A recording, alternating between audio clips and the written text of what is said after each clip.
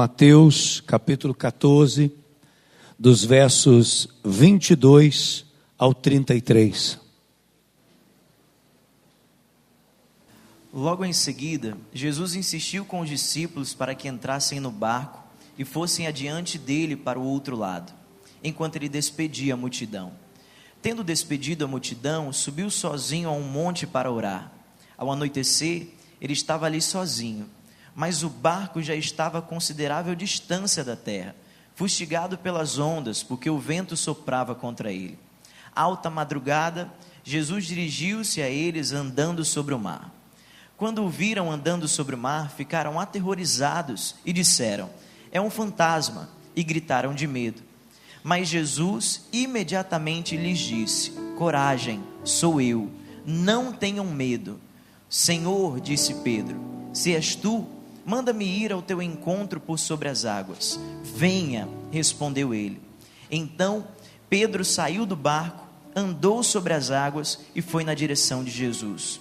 Mas quando reparou no vento, ficou com medo e, começando a afundar, gritou: "Senhor, salva-me." Imediatamente Jesus estendeu a mão e o segurou e disse: "Homem de pequena fé, por que você duvidou?" Quando entraram no barco, o vento cessou. Então os que estavam no barco adoraram, dizendo: "Verdadeiramente tu és o Filho de Deus." Amém. Só o versículo 31. Imediatamente Jesus estendeu a mão e o segurou. Imediatamente Jesus estendeu a mão e o segurou. Amém. Jesus estendeu a mão. Essa é a nossa palavra de hoje. Jesus estendeu a mão. Eu quero que desde já o teu coração esteja aberto para esta verdade, para esta afirmação de fé. A mão de Jesus está estendida sobre a sua vida. Amém? Glória a Deus.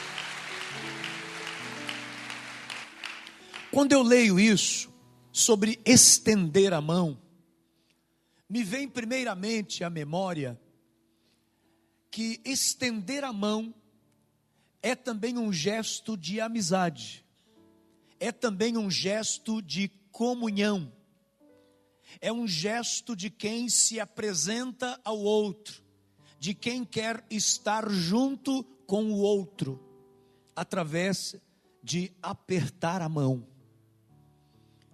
Interessante que no mundo todo a cultura muda muito os hábitos das pessoas, os costumes. Nós brasileiros gostamos muito de abraçar, de dar um tapinha nas costas da pessoa. As mulheres se cumprimentam beijando.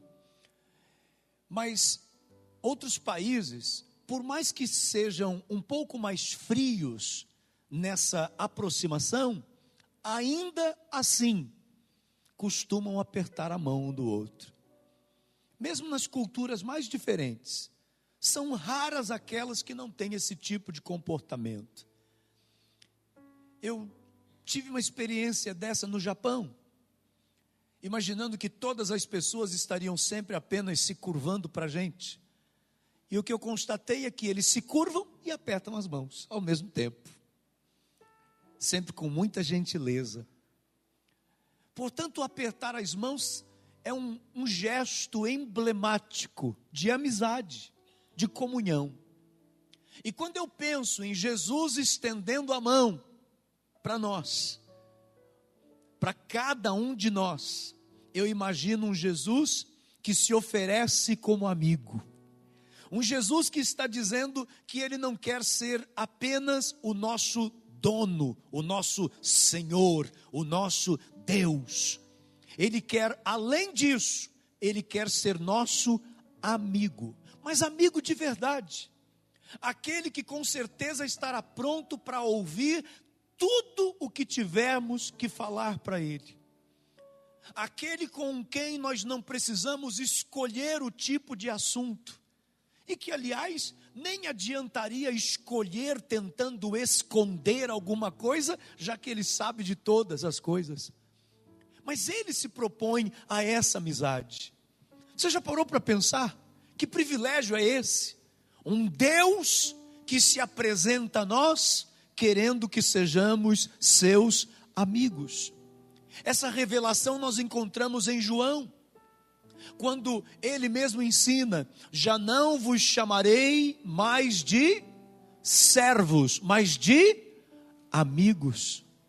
O desejo dele de estar junto conosco é tão grande, que também no Evangelho de João, no capítulo 14, quando ele percebeu que os discípulos estavam com o coração apertado, porque já estavam imaginando como ficaria a vida deles quando Jesus subisse aos céus, que Jesus teve que olhar para eles e dizer assim: não se turbe o vosso coração, credes em Deus, crede também em mim.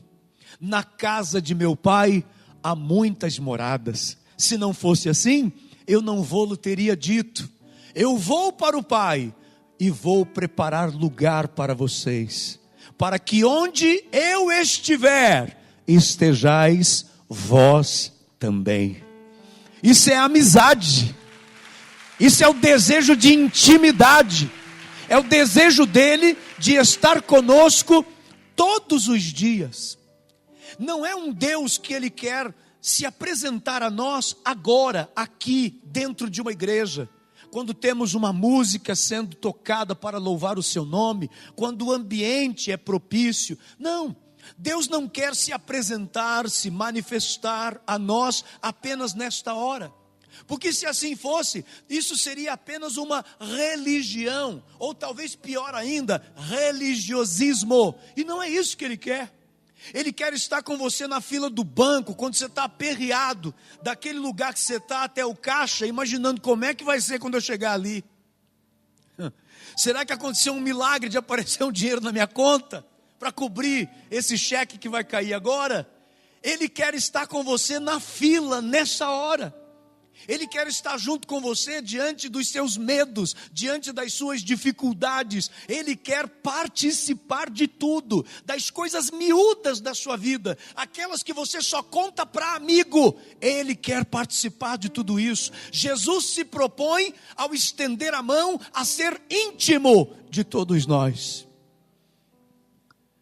Em Apocalipse, no capítulo 3, no verso 20, a palavra nos diz: eis que estou à porta e bato. Se você abrir a porta, eu entrarei, cearei com você e você comigo. O ato de cear para aquele povo tinha um significado muito mais forte do que o nosso de almoçar com alguém ou de jantar com alguém. Para eles era uma troca de intimidade, era um momento muito especial. Até a própria disposição das pessoas ao redor de uma mesa já começa por aí. Eles não ficavam sentados em cadeiras como nós, ou banquinhos, tamborete, qualquer coisa parecida. Eles ficavam jogados em almofadas, com o corpo de lado. Então a mesa era muito baixinha, uma prancha de madeira baixinha, e aqui ficavam almofadas. Isso nas casas das pessoas um pouco melhor de vida. Nas casas dos mais simples era uma esteira mesmo. E ali a pessoa ficava debruçada sobre um dos braços, geralmente deixando a mão direita livre para poder pegar o alimento. Era assim. E quando havia possibilidade nestas casas, durante a ceia, durante as refeições, também tinha músicos tocando. E eles prolongavam a conversa, acabava de almoçar e continuavam ali conversando. Era um momento de extrema comunhão. Por isso que a palavra de Deus, quando o Senhor diz: eu vou entrar se você abrir essa porta, vou cear com você e você comigo, Ele está dizendo assim: se você permitir, eu quero entrar e participar de tudo na sua vida, das suas intimidades. Nós não precisamos esconder nada do Senhor. E olha, essa é uma das coisas mais lindas que a gente encontra no nosso relacionamento com Deus. Sabe qual é? Não existe ninguém que possa imaginar assim: fulano se aproxima de Deus e eu não posso, eu não consigo. Não existe isso.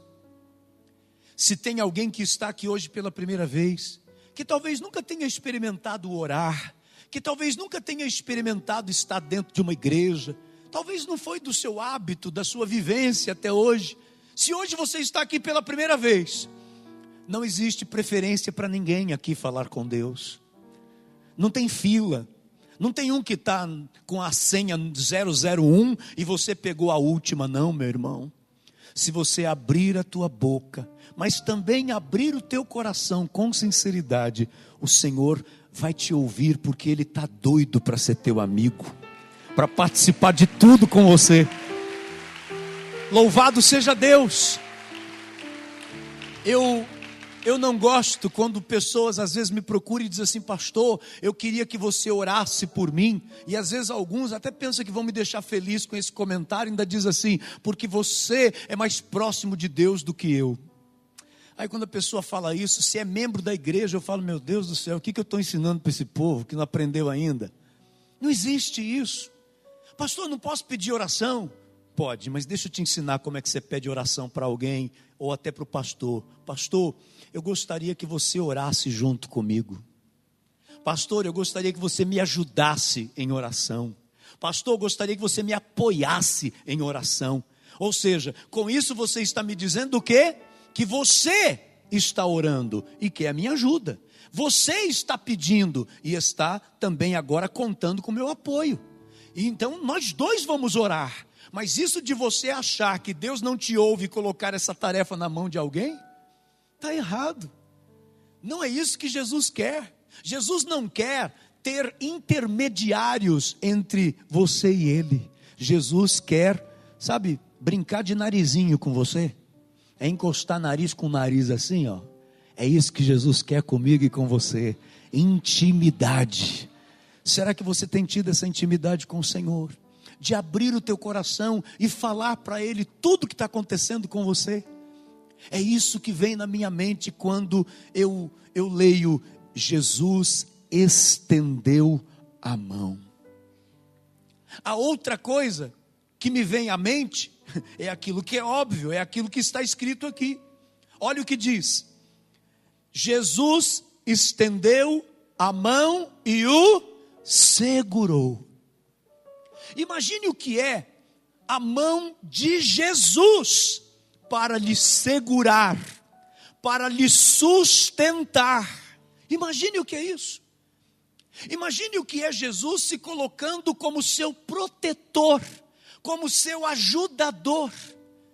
Quantas vezes pessoas dizem assim: eu não tenho ninguém por mim, não tem ninguém que me ajude, não tem ninguém que faça alguma coisa por mim. Meu irmão, pelo amor de Deus, jamais diga isso na sua vida, porque ainda que muitas mãos estejam fechadas para você, ainda que muitas mãos estejam se escondendo de você, a mão do Senhor estará sempre estendida para lhe segurar, para lhe proteger.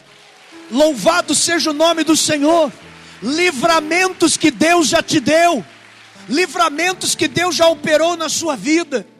Quantos aqui que, se não fosse a mão de Deus, já teriam se afundado completamente num mar de problemas, num mar de dívidas, num mar de desespero? Quantas pessoas que já teriam feito uma besteira na vida, se não tivesse sendo sustentado pela destra poderosa do Senhor? A mão de Deus está estendida sobre a sua vida. Confia nisso. E não confia porque eu estou dizendo, a palavra de Deus é que está dizendo que a mão do Senhor está estendida.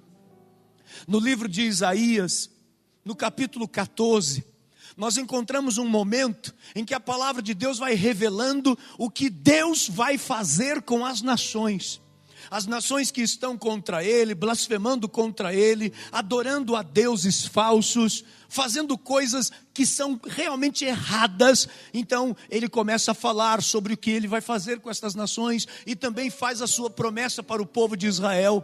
No momento em que o povo de Israel se voltasse para Ele, seriam guardados, seriam protegidos, seriam renovados na presença dEle.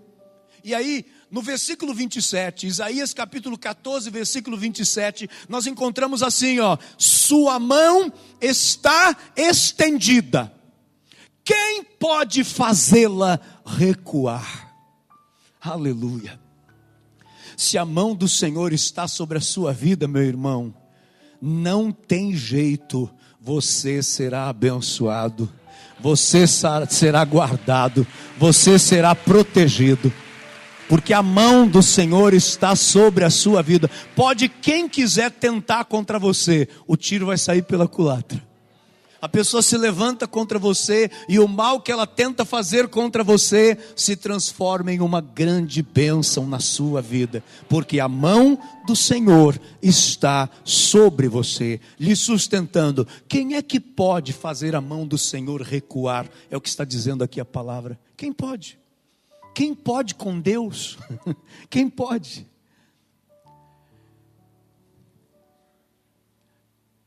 No Evangelho de João, no capítulo 20,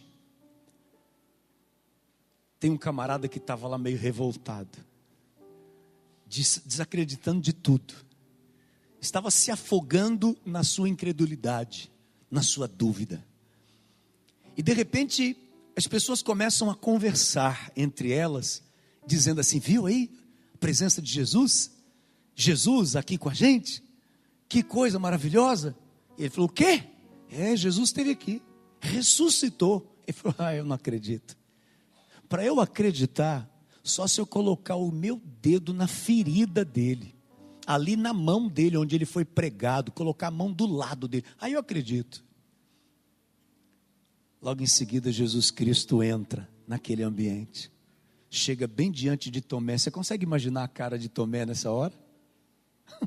E Jesus ainda diz assim, ó: põe o teu dedo aqui, Tomé, toque nas minhas mãos, toque aqui do lado e veja que eu sou o mesmo. As mãos de Jesus tinham a marca dos escravos. Sabe uma coisa que sempre me chama a atenção? A Bíblia diz que nós, assim como Jesus, quando morrermos e formos arrebatados, a gente pode estar morto lá, e aí o Senhor Jesus vai voltar e vai ficar nas nuvens, é o que diz a palavra. A trombeta vai soar e os nomes serão chamados e os sepulcros vão se abrir. E os corpos serão corpos glorificados.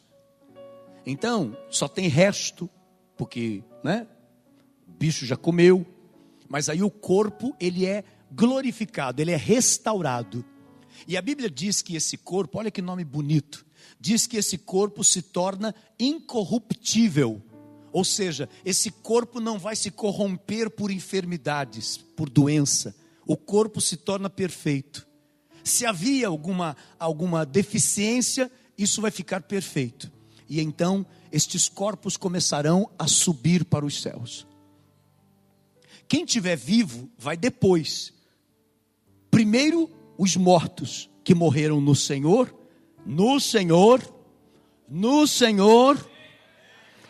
Aí as sepulturas vão se abrir e nós que estivermos aqui ainda, vamos ver essa cena. Você já imaginou? Já imaginou isso? Se olhar para o céu e os corpos estão subindo. Aí depois chega a nossa vez se estivermos vivos. Aí o nosso corpo também vai se tornar um corpo glorificado, incorruptível, perfeito. E nos encontraremos com Jesus nas nuvens. Porque Jesus nesse momento não vai pisar na terra mais, ele vem nas nuvens. E de lá a gente vai para um momento que a Bíblia chama de bodas do Cordeiro. Vai ser uma festança. É o encontro do noivo com a noiva, que é a igreja. Amém? É isso que é ensinado na Bíblia. Tem gente que não acredita. Então não acredite. Não acredite. Vai ser um tal da pessoa ficar espantada, que vai sumir gente, vai sumir milhões de pessoas na face da terra. Vão sumir milhões de pessoas na face da terra. Né? A própria palavra diz, tem dois dormindo, um sobe, o outro fica. É um tal de gente apalpar na cama do lado assim. Fiquei. Mas enfim, deixa eu te falar o que eu acho interessante. O corpo de Jesus era um corpo incorruptível, amém? Glorificado, amém? Mas tinha cicatriz. Era para essa cicatriz ter desaparecido, mas essa cicatriz não desapareceu. É a marca da vitória do Senhor sobre Satanás, que tentou segurar a mão de Jesus, prender a mão de Jesus, para ela não se estender sobre a minha vida e sobre a sua vida. Mas ele não conseguiu. A mão de Jesus se libertou.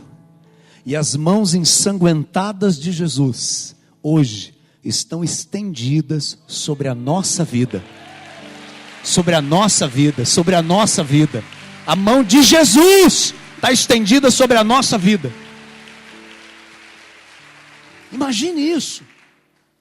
Essa mão protetora está sobre você. Então, se você está vivendo, meu irmão,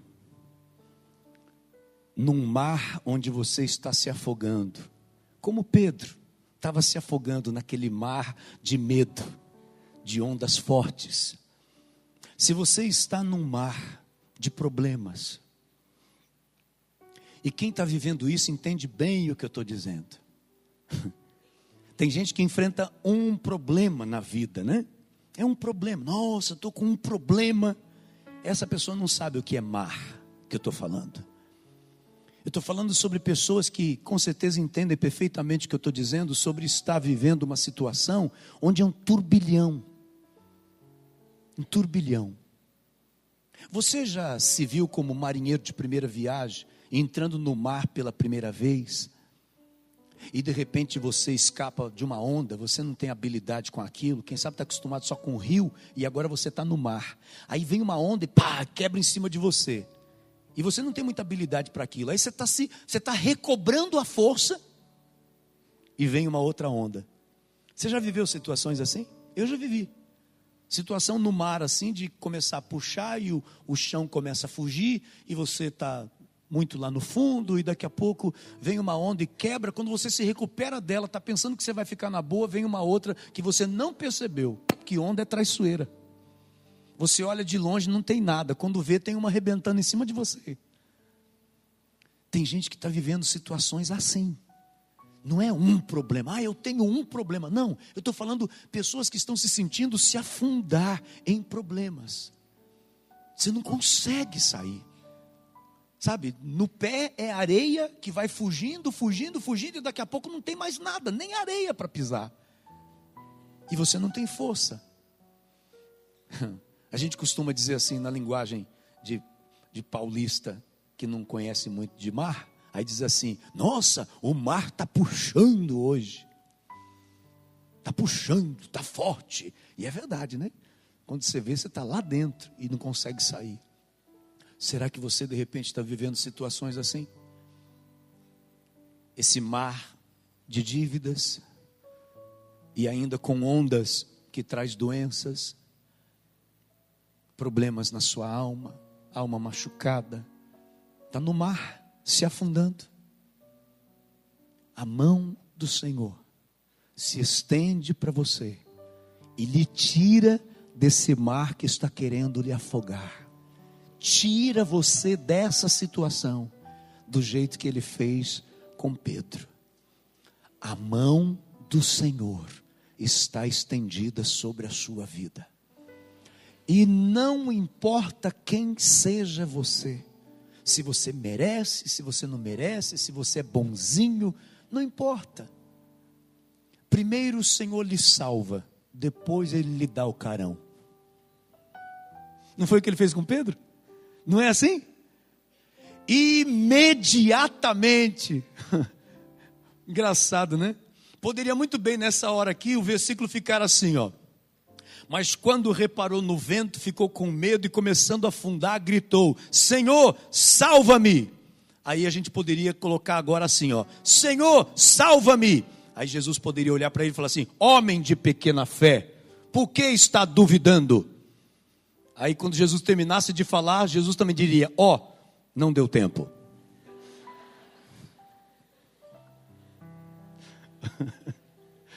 Não era hora para dar bronca. Não era hora. Atenção, pais. Às vezes o filho está todo quebrado. Tá vendo? Sim, pai, tá bom, mas me leva para o hospital. Não é? Nesse momento aqui, eu acho impressionante isso. Começando a afundar, gritou: Senhor, salva-me. Olha a próxima palavra. Imediatamente. Jesus é assim, irmãos. Imediatamente. Imediatamente vem o perdão quando há confissão sincera. Imediatamente vem mudança de vida quando a gente deseja de verdade. Imediatamente a gente sente a presença dele quando a gente busca. Imediatamente. Imediatamente Jesus estendeu a mão e o segurou. E o segurou. Depois que ele estava firme aqui, ó, no muque de Jesus, seguro na destra poderosa do Senhor, aí é que a Bíblia diz: e disse: homem de pequena fé, por que você duvidou? Mas já estava seguro. Primeiro ele ajudou, para depois passar o carão. Então, se você, meu irmão, está afundando, quem sabe você está afundando e merece um carão, porque você que procurou isso. Quem sabe foi você que entrou nessa areia movediça. Foi você que chamou esse mar de problema para a sua vida. Só que antes de Jesus te dar o carão, a mão dele está estendida para lhe tirar dessa, para lhe salvar. No nome de Jesus. Que isso possa trazer alegria e conforto ao seu coração. Você está vivendo uma situação que você não sabe como sair. A mão do Senhor está estendida para você. Ele tira você de lá. Depois você vai entender por que você entrou e como foi que você saiu. Mas primeiro ele tira você de lá. E a mão do Senhor está estendida para você, para isso, hoje.